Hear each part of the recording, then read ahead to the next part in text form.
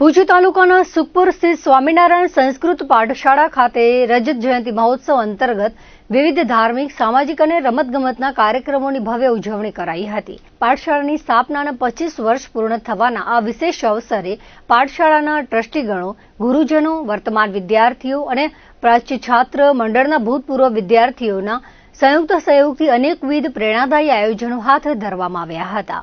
આ રજત જયંતિ મહોત્સવના ભાગરૂપે યોજાયેલા કાર્યક્રમો અંતર્ગત પાઠશાળાના પરિસરમાં એક ભવ્ય હાસ્ય દરબારનું આયોજન કરવામાં આવ્યું હતું, જેમાં જાણીતા કલાકાર પિયુષ મહારાજે પોતાની આગવી શૈલીમાં ઉપસ્થિત જનમેદનીને હાસ્યરસી તરબોળ કરી દીધા હતા. આ સાંસ્કૃતિક કાર્યક્રમમાં મોટી સંખ્યામાં ગ્રામજનોને આમંત્રિતો ઉપસ્થિત રહ્યા હતા.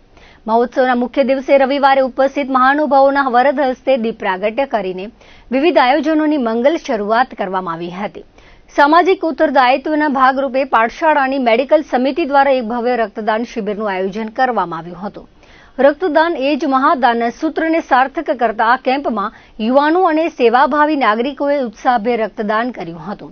સમિતિ દ્વારા શરૂઆતમાં રજત જયંતિ વર્ષને ધ્યાનમાં રાખીને 25 બોટલ રક્ત એકત્રિત કરવાનો લક્ષ્યાંક રાખવામાં આવ્યો હતો, પરંતુ રક્તદાતાઓના અભૂતપૂર્વ ઉત્સાહને કારણે આ કેમ્પમાં 50 થી 60 બોટલ જેટલું રક્ત એકત્રિત થયું હતું.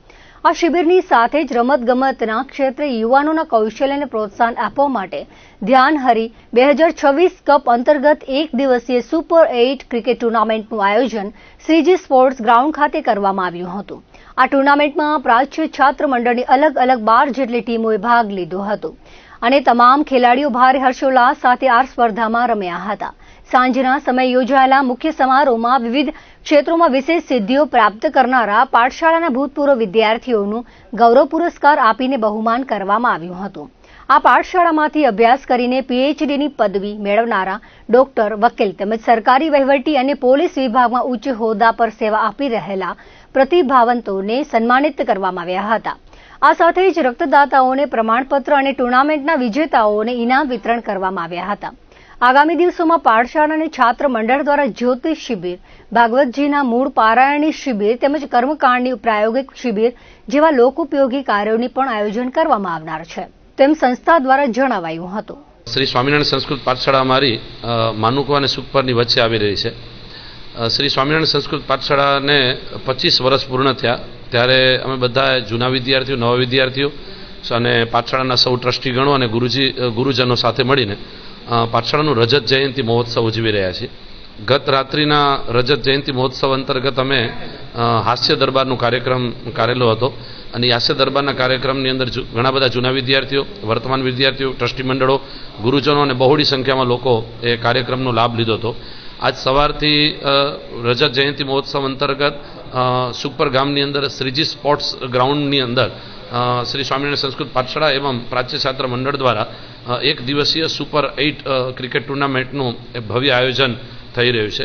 અમારી પાઠશાળાના જૂના વિદ્યાર્થીઓનું એક પ્રાચ્ય છાત્ર મંડળ છે, એમાં અલગ અલગ ઘટકો અમે પાડેલા છે, જેમાં ક્રિકેટ સમિતિ છે, રમતગમત સમિતિ છે, વિશિષ્ટ સિદ્ધિઓની સમિતિ છે.